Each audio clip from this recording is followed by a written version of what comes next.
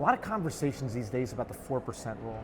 Is it hard and fast? How can you make sure that clients ultimately are comfortable in retirement as ultimately their portfolio becomes their paycheck? Well, I'm joined today by George Padula to discuss just that. George, welcome. Thank you so much for making some time here to join us in beautiful Boca Raton, Florida. Thank you, Matt. Great to have you. Great, yeah, thank you. Great.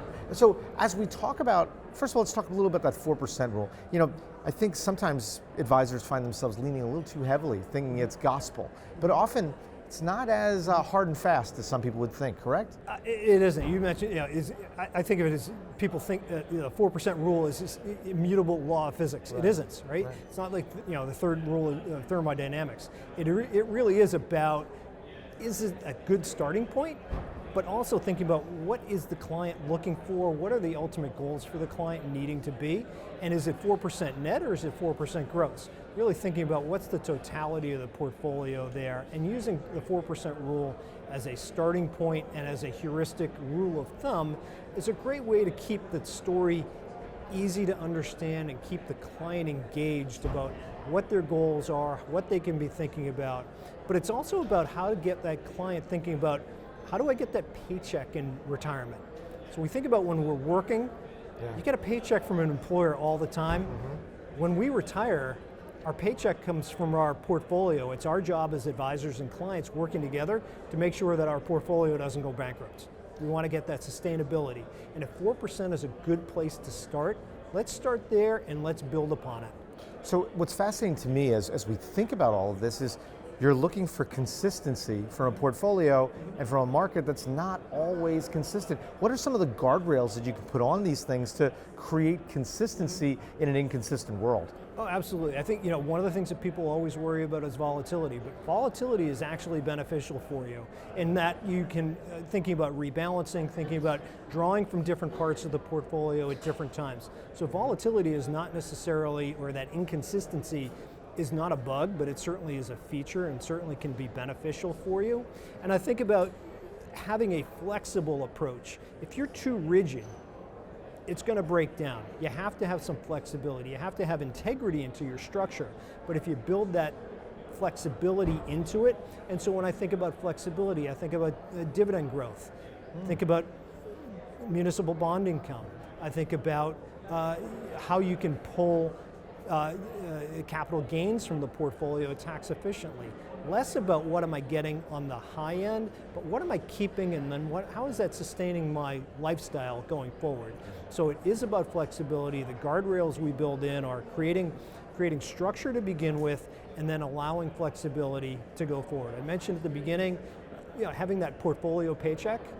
Well, what about when the markets are going up? That's like getting a bonus. Right. When the markets are going down, you know what? That's when times are a little tight, and maybe you have to just tighten the belt up.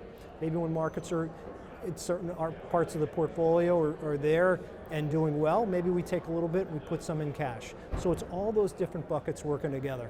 And it's fascinating to me because you want tax efficiency, but advisors also want a certain level of customization, client to client, so that ultimately they can look like, they're providing that personalization that everybody wants right now. How do you make sure they have the ability to customize, but we're not crushing the back office at the same time? I think you have to have an investment strategy. First and foremost, you have to have things that are operationally efficient. If you're not operationally efficient, I don't care how good the investment is or how well it's going to do, your team is not going to be satisfied. The client's not going to be satisfied. The client experience is not going to be there. And so we think about it from a hospitality standpoint. How do we deliver good hospitality to the client, our guests? Yes. So it starts from our team, it starts from the back office, and so we want to be operationally efficient, using technology, using tools, but not relying on those tools 100%. Having that personalization, having that flexibility, because every person is completely different. Two different people, same dollars, two different types of investments, multiple different goals along the way. Operational efficiency is absolutely critical, and that's the first thing we look at when we're talking about investment strategies, as well as talking about, from the client standpoint, what do you want to accomplish today, tomorrow, 3 years, 5 years, 10 years? How do we start to build that up? And can we do it efficiently for you? How do we keep it simple? At the end of the day, it's all about the relationship, right? I mean, if you think about it from the advisor perspective, they fear losing that client after retirement, what can advisors do to narrow that relationship gap, to maintain and keep clients so they're not losing to a competitor after retirement and after they're not in an asset growth mode, but where assets begin to become those paychecks? Yeah, I think of it really as a team approach. Yes. It's a relationship business. We are in the hospitality business. How do we work with you and your family? And how do we make sure that we're there for you no matter what the circumstances? And those are good circumstances. College graduations, new child on the way, grandchildren to support. But it's also there being in some of the tough times when someone may lose a job, when someone may have a health crisis. And that's when the relationship and the team approach really are absolutely critical. So we approach a client always as a team.